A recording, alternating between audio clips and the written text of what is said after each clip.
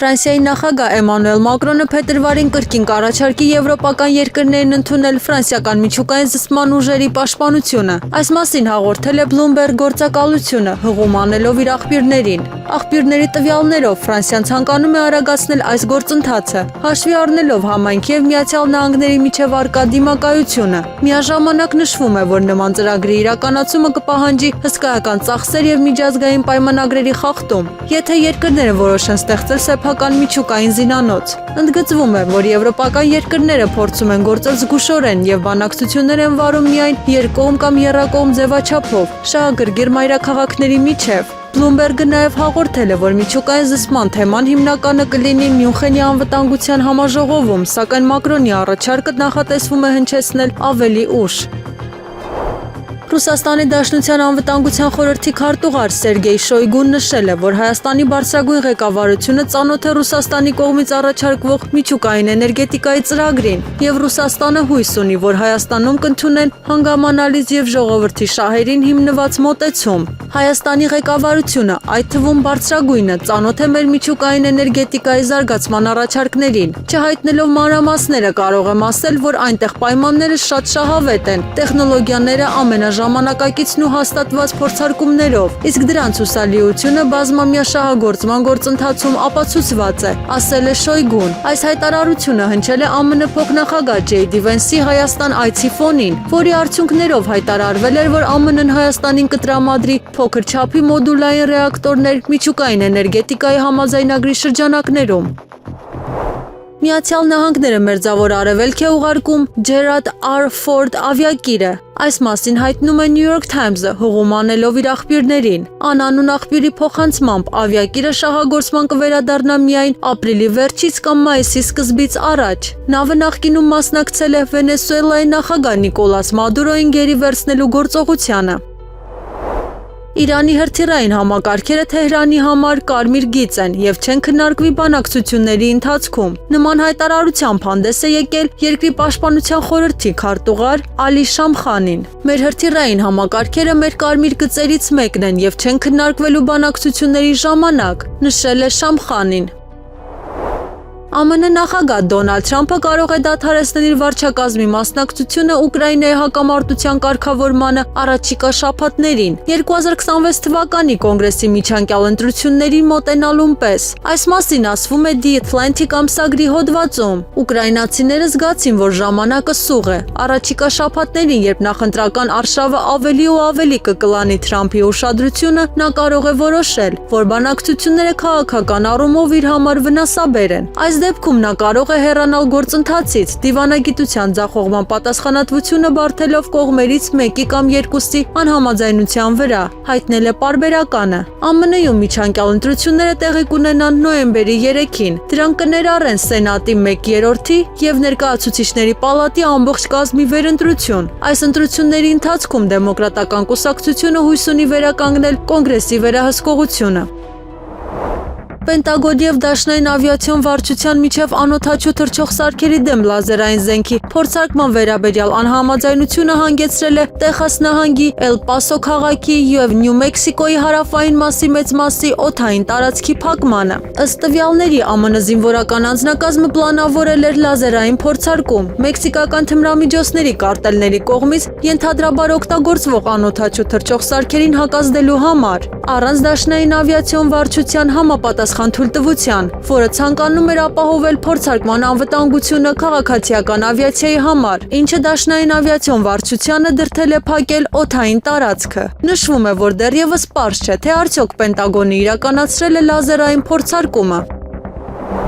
Քննչական կոմիտեի ներկայացուցիչները դուրս են եկել Իզմիրյան բժշկական կենտրոնից։ Նրանք բժշկական կենտրոնի տնօրեն Արմեն Չարչյանի և փոխտնօրեն Տիգրան Նալբանդյանի աշխատասենյակներից արգրավել են համակարգիչներ և գումար։ Փաստաբան Էրիկ Ալեքսանյանը հայտնել է, որ քրեական վարույթը վերաբերում է առանձնապես խոշոր չափերով հարկեր չվճարելուն ու փողերի լվացմանը։ Նրա խոսքով քրեական վարույթը հարուցվել է 4 ամիս առաջ, բայց ոչ Արմեն Չարչյանը, ոչ Տիգրան Նալբանդյանը, ոչ էլ փաստաբանները տեղյակ չեն եղել քրեական վարույթի մասին։ Տեղեկացել են միայն այսօր, երբ իրավապահները եկել են խոզարկություններ իրականացնելու։ Էրիկ Ալեքսանյանը տեղի ունեցողը կապում է վերջին ամիսներին իշխանությունների կողմից եկեղեցու նկատմամբ ճնշումների հետ։ Փողերի լվացման եւ հարկերից խուսափելու հետ կապված գործը վերաբերում է հետևյալին, որ Իզմիրլյան բժշկական կենտրոնը 2015 թվականից 25 թվականները իր կարիքների համար ձեռք է բերել ապրանքներ, բժշկական պարագաներ,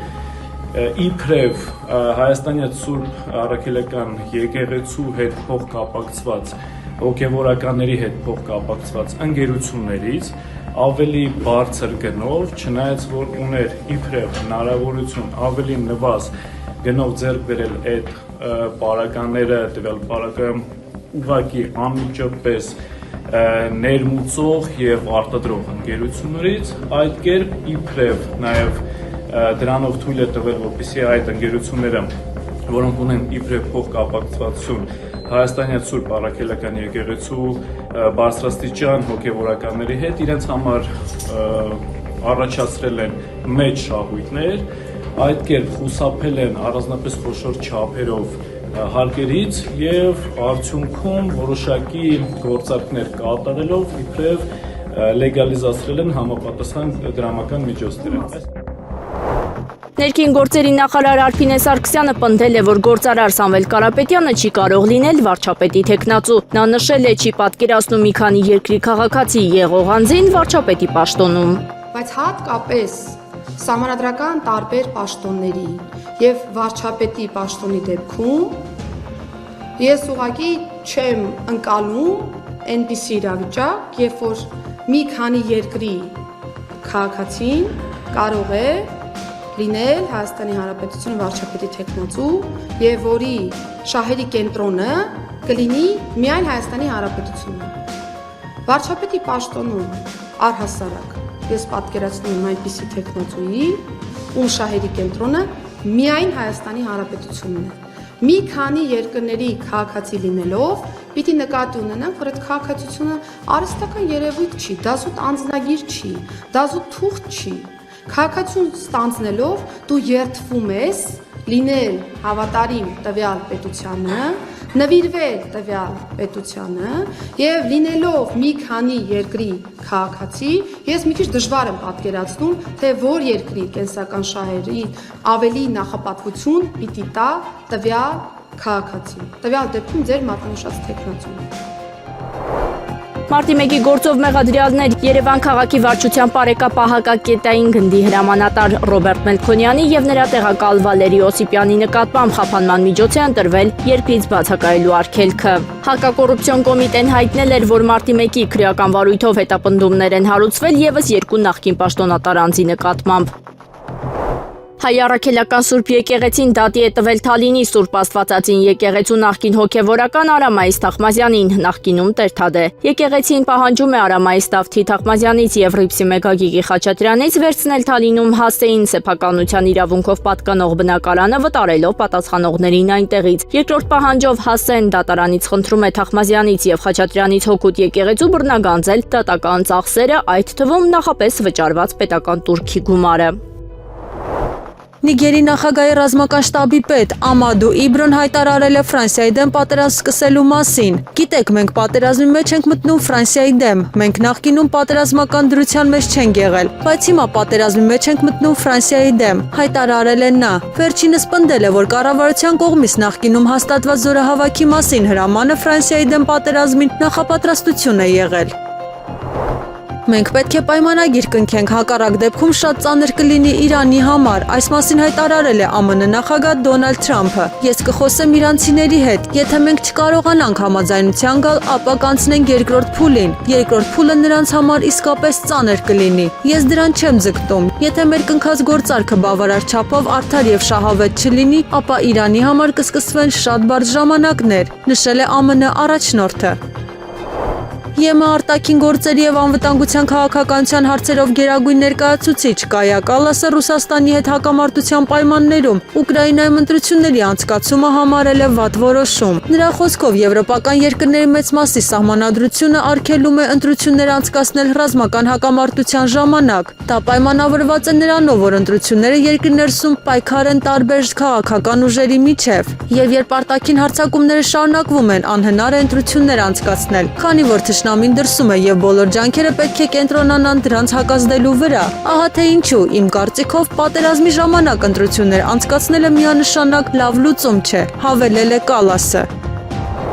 Թուրքիայի արտաքին գործերի նախարար Հական Ֆիդանը Financial Times-ին տված հարցազրույցում մեկնաբանել է ԱՄՆ-ի եւ Իրանի միջև լարվածությունը։ ԱՄՆ-ն եւ Իրանը կարծես պատրաստ են փոխզիջման միջուկային համաձայնագրի հասնելու համար։ Ես վախենում եմ, որ եթե ԱՄՆ-ն պնդի բոլոր հարցերը միաժամանակ լուծելու վրա, ապա նույնիսկ միջուկային հարցը կխափանվի։ Այս իրավիճակը կարող է հանգեցնել տարածաշրջանում նոր պատերազմի։ Վաշինգտոնը պատրաստ է ճկունություն ցուցաբերել իր հիմնական պահանջի հարցում, որ Իրանը լիովին դադարեցնի ուրանի հարստացումը, ասել է նախարարը։ Ըստ նրա, Թեհրանը անկեղծորեն է տրամադրված իրական համաձայնագրի հասնելու հարցում։ Ես կարծում եմ, որ ինչպես 2015 թվականին ԱՄՆ-ի եւ այլ համաշխարհային տերությունների հետ կնքված համաձայնագրում Իրանը կհամաձայնի հարստացման մակարդակի սահմանափակումների եւ խիստ ստուգման ռեժիմի, այն փաստը, որ ամերիկացիները պատրաստ են հանդուրժել Իրանի ուրանի հարստացումը հստակ սահմանված սահմաններում, դրական զարգացում է, ընդգծել է Ֆիդանը։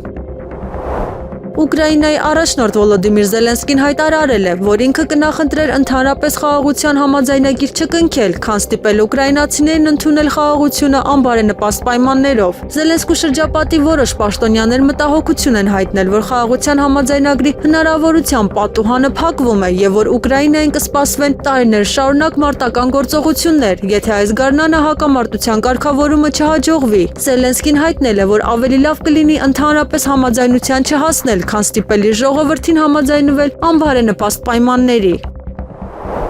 ԱՄՆ նախագահ Դոնալդ Թրամփը տարածել է Wall Street Journal-ի հրապարակումը ԱՄՆ-ի երկրորդ հարվածային ավիակիր խումբը մերձավոր արևելք տեղափոխելու մասին։ Դա տեղի է ունեցել Իսրայելի վարչապետ Բենյամին Նեթանյահուի հետ նրա հանդիպումից անմիջապես հետո։ Այս ֆոնին ԶԼՄ-ներում եւ վերլուծական շրջանակներում ուժեղանում են Իրանի դեմ ռազմական գործողությանը Միացյալ Նահանգների հնարավոր նախապատրաստման վարկածները։ Ռուսաստանի Դաշնության արտաքին գործերի նախարարության պաշտոնական ներկայացուցիչ Մարիա Զախարովան հայտարարել է, որ արևմտյան երկրները իր խոսքով շարունակում են ձգտել թուլացնել Ռուսաստանի եւ Բելարուսի հարաբերությունները։ Զախարովայի գնահատման Բելարուսի հասարակությունը արդեն ունի նման փորձերի հետ կապված փորձառություն եւ հնարավոր պետական հեղաշրջման փորձը կարող է վնասել Ռուսաստանի եւ Բելարուսի միութենական պետության զարգացման գործընթացին։ Քաղաքացիական պայմանագիր կուսակցությունում առավոտյան 10-ից սկսվել է ընտրական ցուցակի ձևավորման առաջին փուլի փակ գաղտնի վարկանիշային քվեարկությունը։ Քվեաթերթիկում ընդգրկված է 274 տեխնացու։ Առաջին 50 տեղը զբաղեցրած տեխնացուների մասնակցությամբ տեղի կունենա նաև երկրորդ փուլ։ Առաջին փուլի քվեարկությունը կտևի 3 օր, երկրորդ փուլի քվեարկությունը 2 օր։ Արտաքին գործերի նախարար Արարատ Միրզոյանը եւս ընդգրկվել է քաղաքացիական պայմանագիր կուսակցության նախընտրական ցուցակում։ Քննչական կոմիտեն առավոտից խուզարկություններ է իրականացրել Իզմիրլյան բժշկական կենտրոնի տնօրեն պրոֆեսոր Արմեն Չարչյանի եւ փոխտնօրեն Տիգրան Նալբանդյանի աշխատասենյակներում։ Քննչական կոմիտեի խոսնակ Անատ Էմիրճյանը նշել է, որ իրավապահները բժշկական կենտրոնում են առավոտյան 9:00-ից։ Հիվանդանոցը շարունակում է բնականոն գործունեությունը։ Պլանային վիրահատությունները, որոնք պետք է կատարեր պրոֆեսոր Արմեն Չարչյանը, կկատարեն բժշկական կենտրոնի այլ մասնագետներ։ Հատկանշական է, որ երեկ Արմեն Չարչյանն անդրադարձել էր եկեղեցուն եւ շնորհավորել ամենայն հայոց հայրապետի անվանակոչության տոնը, մաղթելով ազգային իղձերի իրականացման համար կորով եւ քաջառողջություն կյանքի երկար տարիների փառս Աստծո, ի պայծառություն մեր եկեղեցու, ի շինություն մեր հայրենիքի։ Մարտի 1-ի քրեական վարույթի շրջանակներում հակակոռուպցիոն կոմիտեն քրեական հետապնդումներ է հարուցել եւս երկու նախկին պաշտոնատար անձի՝ Հայաստանի Հանրապետության նախկին ոստիկանապետ Վալերի Օսիպյանի եւ Երևանի նախկին փոխոստիկանապետ Ռոբերտ Մելքոնյանի նկատմամբ։ Հակակոռուպցիոն կոմիտեի տարածած հաղորդագրությունում նշվում է 2008 թվականի մարտի 1-ին ոստիկանության տարբեր ստորաբաժանումների կողմից բռնության եւ հատուկ միջոցների գործադրմամբ Երևան քաղաքի Ազատության հրապարակում նստացույց անող խաղաղ ցուցարարներին ցրելու գործողությունները կազմակերպելու համար մեղադրանքներ են ներկայացվել նշված ժամանակահատվածում Հայաստանի Հանրապետության ոստիկանության Երևան քաղաքի վարչության բարեկապահակակետային գծի հրամանատարի եւ նրա տեղակալի պաշտոնները զբաղեցրած անձանց, նշել է հակակոռուպցիոն կոմիտեն։ Հայաստանի նախագահ Վահագն Խաչատուրյանի հրամանագրով Ժորա Չիչոյանը նշանակվել է Երևան քաղաքի առաջին ատյանի ընդհանուր իրավասության քրեական դատարանի նախագահ 3 տարի ժամկետով։ Հիմք ընդունելով Սահմանադրության 139-րդ հոդվածի առաջին եւ 166-րդ հոդվածի 7-րդ մասերը, ինչպես նաեւ Բարձրագույն դատական խորհրդի 2026 թվականի փետրվարի 9-ի ԲԴԽ 13-14 որոշմամբ ներկայացված առաջարկությունը Ժորա Չիչոյանին նշանակել Երևան քաղաքի առաջին ատյանի ընդհանուր իրավասության քրեական դատարանի նախագահ 3 տարի ժամկետով, նշվում է հրամանագրում։ Ազգային ժողովը փակ եւ գաղտնի քվեարկության արդյունքում չի դադարեցրել հեռուստատեսության եւ ռադիոյի հանձնաժողովի անդամ Հակոբ Հակոբյանի լիազորությունները։ Քվեարկության արդյունքները խորհրդարանի նիստում ներկայացրել է Ազգային ժողովի հաշվիչ հանձնաժողովի նախագահ Նարեկ Բաբայանը։ Ֆրանսիայի նախագահ Էմանուել Մակրոնը հայտնվել է քաղաքական մեկուսացման մեջ, ԵՄ ոչ պաշտոնական գագաթնաժողովից առաջ, հայտնում է Բիլդը։ Բելգիայի Ալդեն Բիսենը ամրոցում նախատեսվող հանդիպման ժամանակ առաջնորդները քննարկելու են ԵՄ տնտեսության մրցունակության հարցը։ Գերմանիայի Ֆրիդրիխ Մերցը եւ Իտալիայի Ջորջա Մելոնի միացյալ ճակատն առավել կտրուկ կադրավորում է պահանջում, մինչդեռ Մակրոնը պաշտպանում է համատեղ պարտքային փոխառությունների օգտագործումը, ինչը Բերլինի համար անընդունելի է։ Պարբերականը նշում է, որ Եվրոպայի գերմանա-ֆրանսիական շարժիչը վերածվել է գերմանա-իտալականի, իսկ Իտալիան ստանձնում է Ֆրանսիայի դերը ոչ միայն տնտեսության, այլ պաշտպանության, անվտանգության եւ միգրացիոն քաղաքականության ոլորտում։ Թուրքիայի իշխող Արդարություն եւ զարգացում կուսակցության հիմնադիրներից խորհրդարանի նախկին նախագահ Բյուլենտ Արենչը հայտարարել է, որ թուրք ազգը աստիճանաբար հեռանում է մահմեդականությունից։ Ըստ նրա մարդիկ ավելի քիչ են կատարում նամազ, կանայք ավելի քիչ են կրում գլխաշորեր եւ ազգում նվազում է կրոնական արժեքների նկատմամբ հետաքրքրությունը։ Հաղորդում է, որ Արենչը այս փոփոխությունը կապում է ժամանակակից կյանքի ու սոցիալական փոփոխությունների հետ։ Հնդկաստանը ուսումնասիրում է ԱՄՆ-ի առաջարկը միանալ նախագահ Դոնալդ Թրամփի ձեռնարկած խաղաղության խորհրդին։ Արտաքին գործերի նախարարության պաշտոնական ներկայացուցիչ Ռանթիր Ջայսվալը նշել է, որ Նյու Դելհին նպատակ ունի աջակցել Մերձավոր Արևելքում խաղաղությանը, կայունությանը եւ երկխոսությանը։ Մեր վարչապետը ողջունում է բոլոր նախաձեռնությունները, որոնք հարթում են ճանապարհը երկարատև եւ կայուն խաղաղության համար, հավելել է նա։ ԱՄՆ ֆինանսների նախարար Սքոթ Բեսենթը հայտարարել է, որ Մոսկվայի եւ Կիևի միջև խաղաղության պայմանագրի ստորագրումից հետո Ամերիկայի կառավարությունը կհանի ռուսական նավթի վրա կիրառվող պատժամիջոցները։ Սա թույլ կտա շուկաներում մեծ քանակությամբ նավթ մուտք գործել եւ նվազեցնել համաշխարհային գները, նշել է Բեսենթը Fox News-ի եթերում։ Միաժամանակ նախագահ Դոնալդ Թրամփի վարչակազմը նոր սահմանափակումներ է պատրաստում Ռուսաստանի դեմ, եթե խաղաղության բանակցությունները ձախողվեն։ Նոր պատժամիջոցները կկենտրոնանան էներգետիկ հատվածի եւ ստվերային ավատորմի վրա, ինչպես նաեւ ռուսական վառելիքի վաճառք առաջացնող թրեյդերների վրա։ Վրաստանի նախագահ Միխեիլ Կավելաշվիլին Թբիլիսիում հայտարարել է, որ Եվրոպական միության ընդլայնման քաղաքականությունը չպետք է օգտագործվի մանիպուլյացիայի համար, ինչպես դա հաճախ անում են եվրոպացի բյուրոկրատները։ Նա ընդգծել է, որ Վրաստանը պատրաստ է շարունակել կառուցողական հարաբերությունները Եվրամիության հետ, ելնելով ազգային շահերից, անկախ նրանից, թե ինչպես են վերաբերվում եվրոպացի պաշտոնյաները։ Կավելաշվիլին նշել է, որ առկա են մի շարք մարտահրավերներ, որոնք հնարավոր կլինի հաղթահարել ակտիվ երկխոսության միջոցով։ Թուրքիայի իշխող Արդարություն եւ զարգացում կուսակցության ղեկավարությունը նոյեմբերին կփոխարինվի նախագահ Ռեջեփ Թայիպ Էրդողանի որդի Բիլալ Էրդողանով, հայտնում է թուրքական պարբերականը։ Ըստ աղբյուրի Էրդողանը քննարկել է այս քայլը ազգայնական շարժում կուսակցության առաջնոտ Դևլետ Բահչելիի հետ, հաշվի առնելով երկրի ներքին քաղաքական լարվածությունը, տնտեսական մարտահրավերներն ու արտաքին գործոնները։ Պաշտոնական հաստատում դեռ չկա, սակայն կուսակցությունում առկա է լուրջ անհանգստություն, ընտրություններից առաջ այդ քայլը հնարավոր ռիսկեր կարող է ստեղծել, քանի որ համեմատվում է սուլթանների դարաշրջանի հետ։ ԱՄՆ փոխնախագահ Վենցի այցն այն կշիռն ու նշանակությունը չուներ, որը պետք է ունենար։ Այս մասին Եվրամեդիա 24-ի տաղավարում հարցազրույցի ժամանակ ասել է Հայաստանի Հանրապետության արտակարգ եւ լիազոր դեսպան Ջունիկ Աղաջանյանը։ Նա ներկայացրել է, թե ինչու է հանգել նման տեսակետի։ Ցավոք սրտի դեր նշած բոլոր խնդիրները թե տարածաշրջանային, թե քաղաքական առումով գերակշռում էին եւ ավելի ամերիկյան գեոպոլիտիկ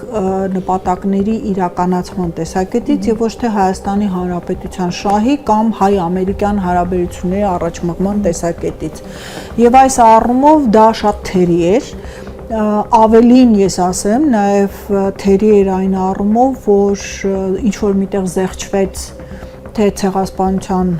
հայոց ցեղասպանության խնդիրը ջնջվեց, ճիշտ, բայց ասում են աշխատակազմն է տեղադրել, հետո ջնջել, այդպեսի դա նշանակություն չունի, այն որ փաստացիորեն փորձարվեց գրառումը անել եւ հետո փոխել տոնայնությունը, դա արդեն ցույց է տալիս, որ այլ մոտեցումներ գոյություն ունեն եւ ավելին ասեմ, նաեւ վեհապարի հետ հանդիպման չկայացումը եւ երրորդ գործոնը բացարձակապես մեր Արցախի ռազմաքաղաքական ղեկավարության պատանդառության եւ մեր արկա գերիների հետ կապված խնդիրների չարծարծումը ԿԳՄՍ նախարարությունն առաջարկում է նախակրթարանի տարիքային շեմը նվազեցնել մինչև 4 տարեկան, իսկ բնակավայրում միակ հաստատությունը լինելու դեպքում տարատարիք խմբերի ձևավորման հնարավորություն ընձեռել, հաշվի առնելով, որ այդ բնակավայրերում նախադպրոցական տարիքի երեխաների սակավ թվով պայմանավորված մանկապարտեզների կառուցումը ծախսարդյունավետ չէ։ Կարգավորումը հնարավորություն կտա ընդլայնելու նախադպրոցական տարիքի երեխաների ընդգրկվածությունը եւ ապահովել 5-ից 6 տարեկան երեխաների պարտադիր նախադպրոցական կրթության իրականացումը ըստ կառավարության ռազմավարական նպատակների։ Նախագծերի ընդունման արդյունքում ոլորտային օրենքները կհամապատասխանեն կրթության մասին օրենքի նոր պահանջներին։ Բացի այդ կապահովի նախադպրոցական կրթության հասանելիության ընդլայնման հնարավորությունը, փոքրաթիվ բնակավայրերում նախակրթարաններ ստեղծելու իրավական հիմքերի հստակեցմամբ, 4-ից 6 տարեկանների եւ առհասարակ նախադպրոցական տարիքի երեխաների ընդգրկվածության ընդլայնմամբ Հայաստանի Հանրապետության կառավարության կողմից 2030 թվականի համար դրված մանկապարտեզ հաճախելու տարիքի երեխաների 95% ընդգրկվածության ցուցանիշի ապահովմամբ։ Փետրվարի 14-ին հայաստանյաց առաքելական Սուրբ եկեղեցին նշելու է Տիառնանդ առաջի Մանուկ Հիսուսի տաճարի ընծայման տոնը, որը Գարեգին II ծայրագույն պատրիարքի եւ ամենայն հայոց կաթողիկոսի կողմից հռչակվել է նաեւ նորապսակների օրհնության օր։ Տոնի առիթով միացնահեջ Մայր տաճարում փետրվարի 13-ին կկատարվի երեկոյան ժամերգություն եւ Տիառնանդ առաջի նախատոնակ։ Հավարտ հարարողության Մայրաթոռի միաբանական շենքի շրջափակում կվառվի Տիառնանդ առաջի խարույկը։ Փետրվարի 14-ին Սուրբ եւ անմահ պատարագ տեղի կունենա, որի ավարտին կկատարվի նորապսակների օրհնության կարգ։ Կյանքի 45-րդ տարում երկրային կյանքից վաղաժամ հեռացել է բարերար Լևոն Հայրապետյանի դուստրը Անժելիկա Հայրապետյանը։ Այս մասին հայտնել է Նորություններ Արցախից Facebook-յան էջը։ ԱՄՆ ռազմածովային ուժերի Boeing P-8A Poseidon հակասուզանավային ինքնաթիռը եւ MQ-4C Triton հետախուզական անօդաչու թռչող սարքը 3 շրջաններ են կատարել Իրանի սահմանի մոտ։ Այս մասին հայտնել է լրատվամիջոցները հիմնվելով թռիչքի տվյալների վրա։ Նշվում է, որ ինքնաթիռը մեկնել է Բահրեյնից եւ շրջաններ է կատարել Հորմուզի նեղուցի վրայով։ Մինչդեռ անօդաչու թռչող սարքը Աբու Դաբիից ուղևորվել է դեպի Օմանի ծոց։ Այս շաբաթ նախատեսված է ԱՄՆ Իրան բանակցությունների նոր փուլ։ Թրամփը նախկինում հայտարարել էր, որ ինքը կբավարարվի միայն այն համաձայնագրով, որը կզրկի Իրանի իր միջուկային եւ հրթիռային ծրագրերից։ Ռեֆորմիստներ կուսակցության նախագահ Վահան Բաբայանը հանդիպել է Հայաստանի Հանրապետության նախկին պաշտպանության նախարար, Ռուսաստանի Դաշնությունում Հայաստանի Հանրապետության նախկին արտակարգ եւ լիազոր դեսպան գեներալ լեյտենանտ Ֆաղարշակ Հարությունյանի հետ։ Քննարկել ենք ինչպես Հայաստանի արտաքին եւ ներքին մարտահրավերները եւ ստեղծված իրավիճակը, այնպես էլ առաջիկա ընտրություններում հնարավոր մասնակցության ձևաչափերը։ Շատ քաղաքական հարցերում ունենալով միևնույն մոտեցումները առաջարկել են միասնական հանդես գալ հունիսի 7-ին կայանալիք ազգային ժողովի ընտրություններին եւ հաշվի առնելով պարոն Հարությունյանի մեծ փորձը նաև առաջարկել եմ գլխավորել մեր ցուցակը առաջիկա ազգային ժողովի ընտրություններին, նշել է Բաբայանը։